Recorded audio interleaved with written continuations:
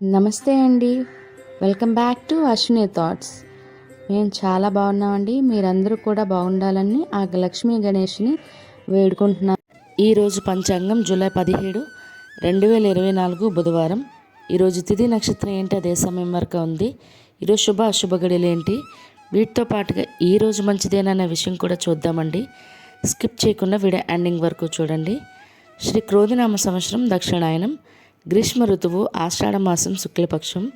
సూర్యోదయం ఉదయం 5:44, సూర్యాస్తమయం సాయంత్రం 6:44. మరి ఈరోజు తిథి ఏంటి, అదే సమయం వరకు ఉంది. ఇప్పుడు చూద్దాము. ఈరోజు తిథి ఆషాఢ శుక్ల ఏకాదశి. ఏకాదశి తిథి జూలై 16 మంగళవారం సాయంత్రం 5:06 నుండి జూలై 17 బుధవారం సాయంత్రం 5:54 వరకు ఏకాదశి తిథి అనేది ఉంటుందండి.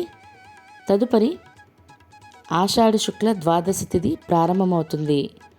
మరి ఈరోజు నక్షత్రం ఏంటి, అదే సమయం వరకు ఉంది. ఇప్పుడు చూద్దాము. నక్షత్రం అనురాధ.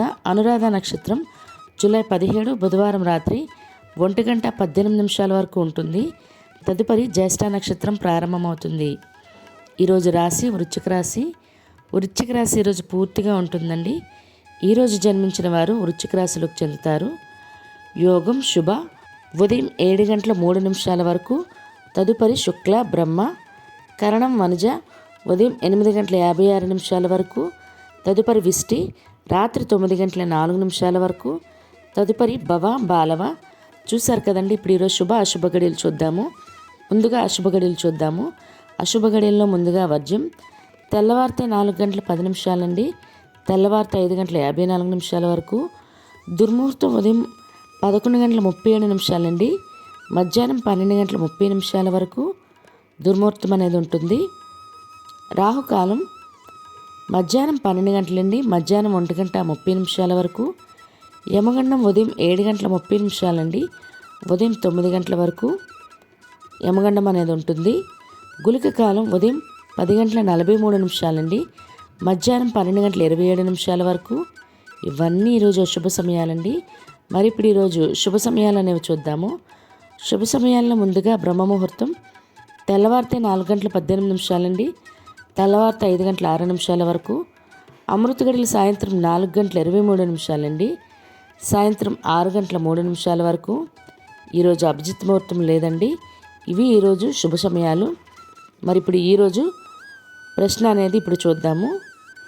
ఈరోజు ప్రశ్న, హనుమంతుడి వాహనం పేరు ఏమిటి? ఈ ప్రశ్నకు సమాధానం తెలిస్తే కామెంట్ బాక్స్లో కామెంట్ చేయండి. మరి నిన్నటి అడిగిన ప్రశ్నకు సమాధానం ఇప్పుడు చూద్దాము. నిన్నటి ప్రశ్న హనుమంతుడు పుట్టిన నక్షత్రం ఏమిటి? పూర్వభద్ర నక్షత్రం అండి. జవాబు అయితే ఒకరు మాత్రమే కరెక్ట్ చెప్పారు. కానీ మనకి సమాధానం తెలిసినా తెలియకపోయినా ప్రయత్నించండి. మీకు తెలిసినంత వరకు కామెంట్ అయితే చేయండి. ఎందుకంటే మనం రాంగ్ చెప్పిన తర్వాత దాని జవాబు కరెక్ట్గా తెలుసుకుంటే మనకి ఇంకా బాగా గుర్తుంటుంది అన్నమాట. కాబట్టి ప్రయత్నించండి. మరి ఈరోజు ప్రత్యేకతలు. ఈరోజు తొలి ఏకాదశి అండి. ఈరోజు ఏకాదశి ఏ సమయంలో ఉపవాసం ఉండాలి, మరి ఏ సమయంలో పూజా సమయాలు చేసుకోవాలి, తొలి ఏకాదశి ప్రత్యేకత ఏంటి, ఇలా వీటికి సంబంధించి వీడియో ఆల్రెడీ చేసి పెట్టానండి. ఎవరికైనా అవసరం అనుకుంటే నా ఛానల్లోకి వెళ్ళి చూడొచ్చు, లేదా ఎన్ కార్డ్స్లో కనిపిస్తుంది.